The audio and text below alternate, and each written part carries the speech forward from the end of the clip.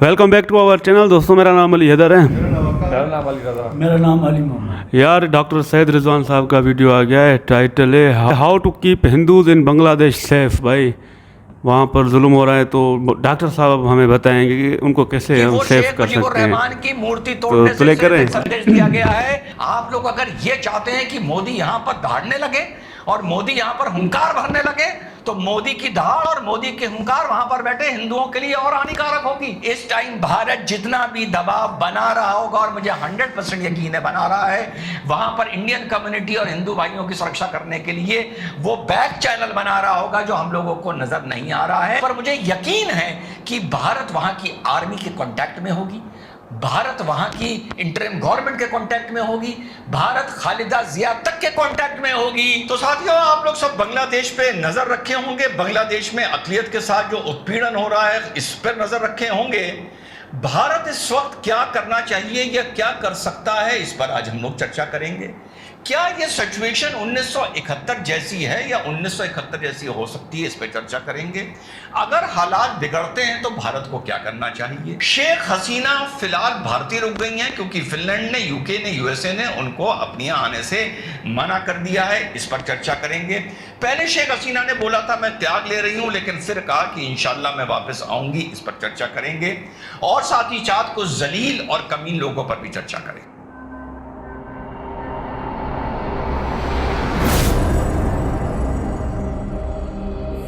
Hello, नमस्कार, सत श्री अकाल, अस्सलाम वालेकुम। कैसे हैं जनाब। पहले कुछ जलील और कमीने लोगों का जल्दी जवाब दे देता हूं। एक जलील ने बोला कि भारत का भी ऐसा हाल होगा, लोग प्रधानमंत्री के घर में घुस जाएंगे।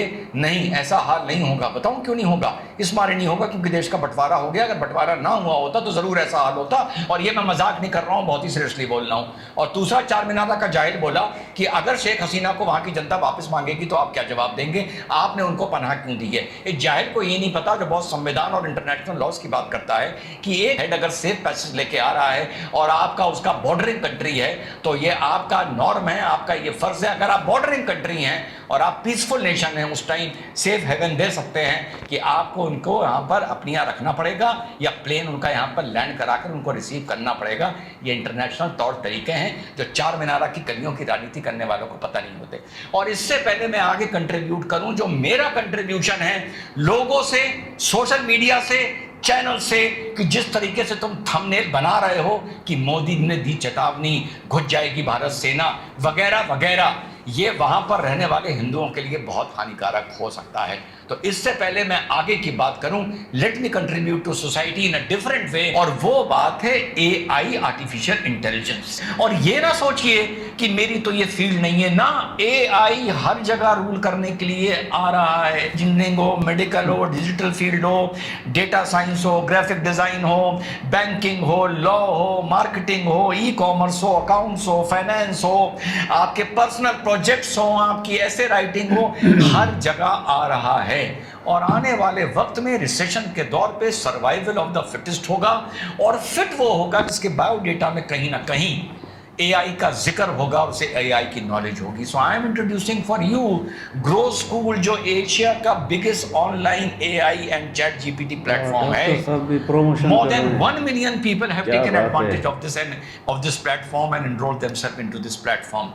1000 सीट्स का इनका सेमिनार होता है, 1000 जो फ्री ऑफ कॉस्ट है। सो आप अर्ली बर्ड्स गेट्स स्प्रे, अभी आप एनरोल करते हैं तो you will get a 3 hour AI and chat GPT course, जिसमें आपको 20 एआई टूल से इंट्रोड्यूस कराया जाएगा। और आने वाले वक्त में, जैसा मैंने आपको बताया, आपकी जॉब लगनी हो, जॉब लग चुकी है, प्रमोशन होना हो, आपका सैलरी हाइक इंक्रीमेंट होना हो, nothing is possible without AI. So immediately go to my link, go to my pin comment, tap करिए, 3 hour का कोर्स है, अपने आप को एनरोल कराइए and reap the benefit of AI this platform.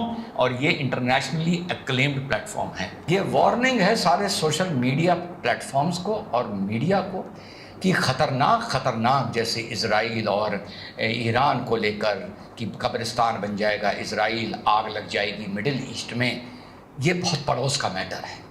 यहाँ खेल ना खेलो, ये वहाँ पर फंसे हुए हिंदुओं का मैटर है। ऐसी बातें ना बोलो कि वहाँ पर कट्टरपंथी, ऐसे थंबनेल ना बनाओ, तुम्हारे मुंह से निकली बात पूरी दुनिया तक जाती है कि वहाँ के कट्टरपंथी इससे उत्तेजित हों और ISI जैसी एक एजेंसी को ये मौका मिले कि वहाँ पर जमात को प्रवोक करे।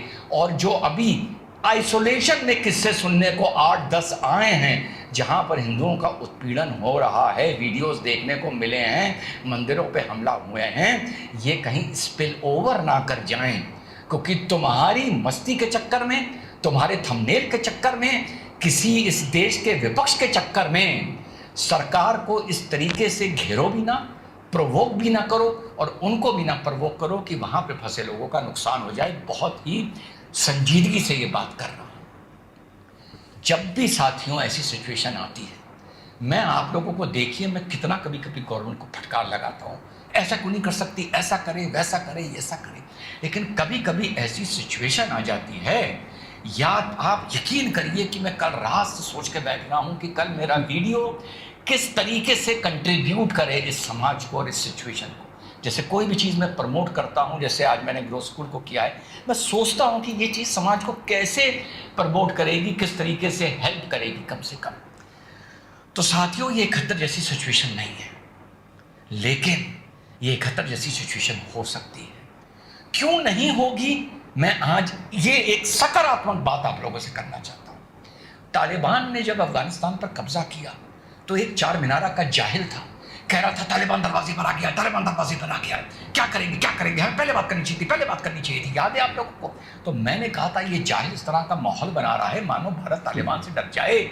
वो दौर दूसरा था, ये दौर दूसरा है, वो इंटरनेशनल पॉलिटिक्स दूसरी थी, ये दूसरी है। जैसा भी इस बार तालिबान आया है पहले से बेहतर है, आप लोग भी समझ रहे हैं। और नाक में दम कर दिया है पाकिस्तान का, और चार मीनारा का जाहिल बता रहा था कि नाक में दम होगा भारत का, और भारत से वो दूर है। और भारत बहुत संजीदगी से, बहुत आराम से तालिबान को हैंडल कर रहा है। पहली चीज 71 और सिचुएशन में ये फर्क है, वहां पर फौज मार रही थी, यहां कम से कम फौज अगर मजबूती से बचा नहीं रही है तो कम से कम मार भी नहीं रही है। इसीलिए ये किस्से भी आप लोगों को आइसोलेशन में सुनने को मिल रहे हैं। यहां अगर हम वैसी बैठ के बात करें ना, फौज घुसेड़ दो, ये कर दो, वो कर दो, सब कुछ करेगा भारत और सब कुछ करेगा मोदी, लेकिन उसका एक समय होता है।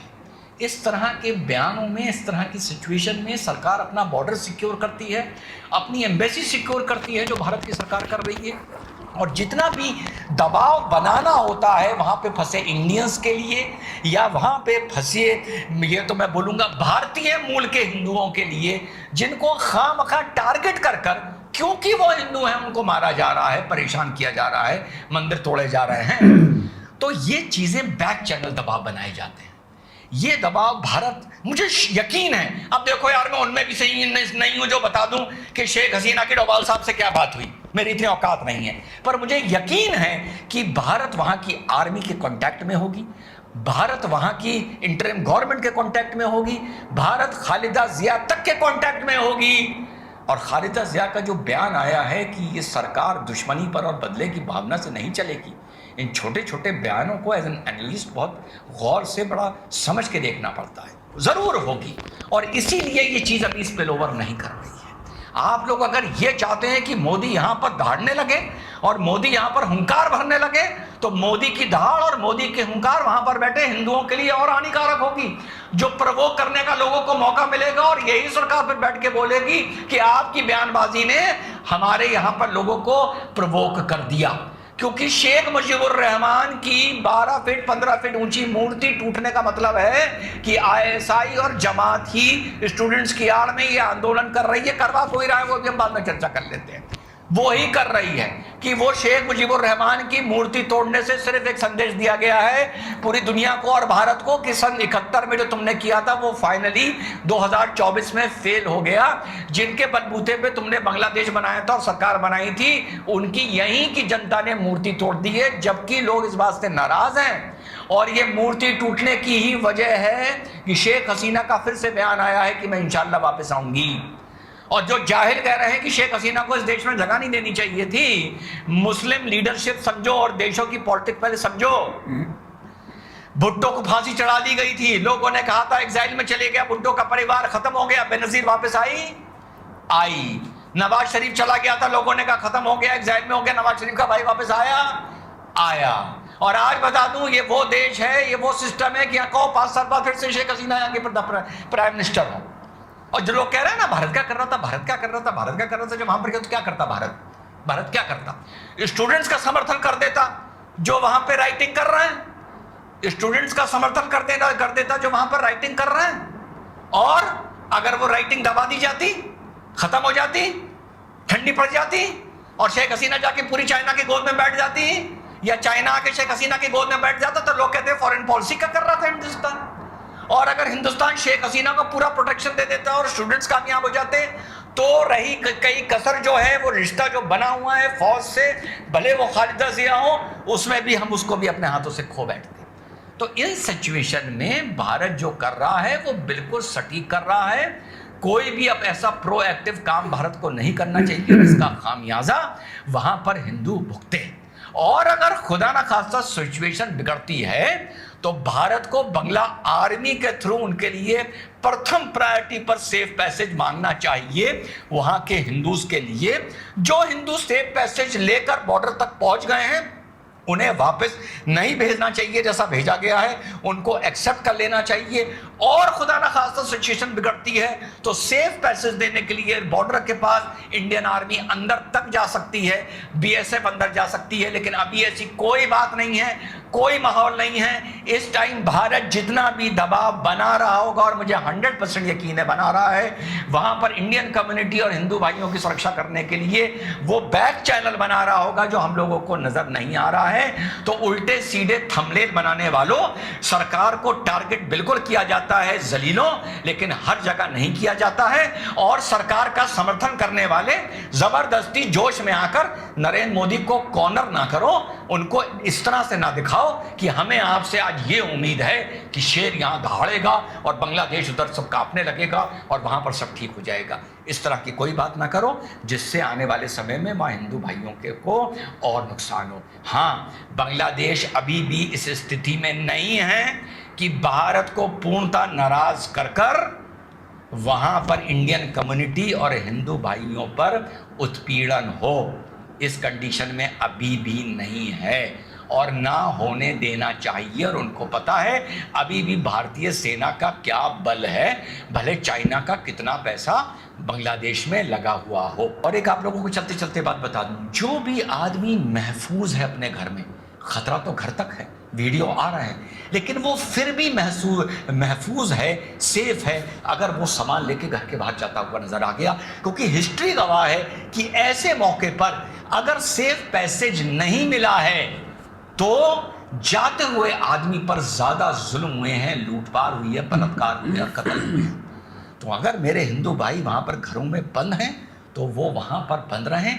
भारत सरकार निश्चित अपना काम कर रही होगी। आज मैं इस पोजीशन में बिल्कुल नहीं हूं ये कहने के लिए कि सरकार को ये करना चाहिए और वो करना चाहिए, अरे घुस जाओ, फाड़ दो, जलवा दिखाओ मोदी, ना, क्योंकि इस तरह की बातें वहां पर फंसे लोगों के लिए हानिकारक हो सकती हैं। अगर वो घर में हैं, आप अपने रिलेटिव्स को ये बोलिए। मेरे एक लड़की ने मैसेज किया कि सर मेरे रिलेटिव्स बांग्लादेश में हिंदू फंसे हुए हैं, वहाँ के लोकल्स हैं, क्या करूं? मैंने कहा ये बताया। मुझसे कुछ लोग कह रहे हैं कि हमें उनकी लोकेशन दे दो, हम उनकी हेल्प करने के लिए जाएंगे। मैंने सीधे पूछा कि ये बताओ कोई इसमें यंग गर्ल है? साहब पूछा, और क्वेश्चन था, कहने लगी सर है। तो मैंने कहा यार किसी को लोकेशन ना बताओ, जहां वो छुपे बैठे हैं उनसे कहो वहीं बैठे रहें, ताका झाकी ना करें और घरों के बाहर ना निकले। इतना इंश्योर बस इंडियन गवर्नमेंट करे कि जो टारगेटेड हिटिंग हिंदूज की हो रही है इस पर संयम लगना चाहिए, पर यह भी बैक चैनल करे, सामने आकर ओवरटली भारत को, बांग्लादेश को किसी भी तरह की चेतावनी और warning over the top, over the media नहीं देनी चाहिए। मुझे डर है कि ये इसी का बहाना बनाकर सिर्फ नरेंद्र मोदी को जलील करने के लिए और भारत का मुंह काला करने के लिए ये उसका फायदा उठाकर वहां पे प्रवोक करके फिर हिंदू भाई बहनों को उत्पीड़न करेंगे। और इस देश में भी ऐसे कुछ जलील हैं और कमीन हैं जो नरेंद्र मोदी को प्रवोक करेंगे, ताकि नरेंद्र मोदी या इंडियन गवर्नमेंट कुछ प्रवोक हो और वहां पे हिंदू भाइयों के खिलाफ उत्पीड़न हो। और इन जलील और कमीनों का, आप समझ रहे हैं मैं किसकी बात कर रहा हूं, दोनों हाथों में लड्डू आ जाए, वहां हिंदू पिट जाए, यहां पे नरेंद्र मोदी परेशान हो जाए और कॉर्नर कर दिया जाए। और थोड़ा बहुत जैसे 200-400 500 कोई आ गया बीएसएफ के बॉर्डर तक, तो आपने उनके कार्ड्स देखे, आई कार्ड्स देखे, आप सेटिस्फाई हुए, आपने उनको अलाउ कर दिया, ठीक है। लेकिन मेरे साथियों 1 करोड़ से भी ज्यादा हिंदू है बांग्लादेश में। ये वो केस नहीं है जो इराक में था या यमन में था या यूक्रेन में था कि हमें एयरलिफ्ट करके हमारी गवर्नमेंट्स अलग अलग ले आई थी। ये वो केस नहीं है। हाहाकार मच जाएगा, हाहाकार। इस चीज को हम लोगों को as sensible commentators, as sensible platform इस सिचुएशन तक पहुंचने से पहले इसको डिफ्यूज करने की कोशिश करनी चाहिए। और गवर्नमेंट कर रही होगी, आसान नहीं है 1 करोड़ का एक्सोडस। और वो क्या सिर्फ 1 करोड़ का एक्सोडस होगा? किस किस को मना करोगे? समझ रहे हो ना? क्या आई कार्ड देके एंट्री दोगे कि एक अंदर आएगा और दूसरा अंदर नहीं आएगा? क्या ये गवर्नमेंट कर पाएगी? और इतिहास गवाह है कि जो अंदर आ गया वो वापस नहीं जाता। भले आप किसी को अंदर रखना चाहें किसी भी नीति के चलते, लेकिन उसके साथ जो पल्लू पकड़ के आ गया, आप समझ रहे हैं ना मैं क्या कह रहा हूं, या उस आड़ में आ गया, आप समझ रहे हैं ना मैं क्या कह रहा हूं, उसे आप वापस नहीं भेज पाएंगे। आकार मच जाएगा। और जब आकार मच जाएगा तो लोग यही तमाशा बनाएंगे कि ये नरेंद्र मोदी ने क्या करवा दिया। ऐसे हालात होंगे तो यार फिर देखा जाएगा। फिर तो सरकार को झेलना ही झेलना है कि गवर्नमेंट कोई ऐसा प्रोएक्टिव अनाउंसमेंट करे कि भारत के दरवाजे आपके लिए खुले हैं, जैसा ममता बनर्जी ने कर दिया था, और आप चले आओ। उस दरवाजे की आड़ में पता नहीं कौन कौन अंदर आ जाएगा उस भीड़ में, और फिर सेग्रीगेट नहीं कर पाओगे, और वो अंदर आके कहां निकल लेगा, फिर ढूंढते रहोगे जैसे 20 साल से ढूंढ रहे हो। समझ रहे हो ना भाई मैं क्या कह रहा हूं? So let us trust the government. और ऐसे मौके पर मैं नरेंद्र मोदी की गवर्नमेंट को हमेशा ट्रस्ट करता हूं। बैक चैनल काम हो रहे होंगे और इंशाल्लाह ये चीज बहुत जल्दी सॉर्ट आउट होगी और सेटल होगी in the betterment of Bangladeshi Hindus, in the betterment of humanity and our international foreign policy and diplomacy. जय हिंद, वंदे मातरम। सही कहा यार, आज डॉक्टर साहब ने जो भी बातें बोली ना बिल्कुल ठीक कही है कि इस तरह कोई भी गवर्नमेंट को तनकीद ना करे कि भाई एक्शन करो, कुछ करो बांग्लादेश में हिंदू भाइयों के लिए। तो डॉक्टर साहब खुद बोल रहे हैं कि ऐसा कुछ भी ना करो, इससे और मसला बढ़ सकता है। गवर्नमेंट जो है वो अंदरूनी काम कर रही होगी और ये सब कुछ ठीक हो जाएगा। आप लोग अगर ऐसे भड़काओगे, ऐसे पोस्टें लगाओगे, वीडियोस लगाओगे, तो उससे उनको मौका मिलेगा फिर और वो नुकसान देंगे हिंदू भाइयों को। तो ये सब मतलब उनके लिए बातें बोल रहे थे कि आप ऐसी बातें ना करें, और जो जिसको लोकेशन भी बताया तो ऐसे पब्लिक ना करें, क्योंकि उससे फिर वो उनको पता चल जाएगा। तो डॉक्टर साहब ने यार बहुत अच्छे से एक्सप्लेन किया, और हम तो पहले मजाक में ले रहे थे कि डॉक्टर साहब गवर्नमेंट को सलाह देंगे, लेकिन नहीं भाई, इनकी बातों में दम है। वो सही बोल रहे हैं कि भाई कुछ भी जल्दबाजी ना करो, गवर्नमेंट खुद होशियार है, वो कुछ काम करेंगी बांग्लादेशी भाइयों के लिए। और वहाँ पर जो जुल्म हो रहा है तो वो अपने हक के लिए कर रहे हैं, वो भी इतना ऐसा कुछ नहीं कर रहे। ये कुछ बीच वाली पार्टी होगी ना जो इस तरह अपना गेम खेल रही है कि भाई चलो हिंदुओं का ही कार्ड खेलते हैं ताकि हमारा भी काम हो जाए। तो आज का वीडियो यार बड़ा स्पेशल था, बहुत अच्छे से हम समझ गए बांग्लादेश में क्या हो रहा है। सही बात है यार, आज डॉक्टर साहब ने एक एक बात लाखों की है भाई साहब। आज ये हिंदुओं की जानें भाई बड़ी खतरे में है। तो आप कोई भी ऐसी जो पोस्ट लगाते हो ना भाई, सब देख रहे हैं वहाँ पर, हमारे बंगाली भाई भी देख रहे हैं, जो अफरा तफरी करने वाले हैं वो भी देख रहे हैं भाई साहब। तो आप कोई भी ऐसी पोस्ट ना लगाओ ताकि हमारे हिंदू भाइयों को कोई नुकसान ना हो।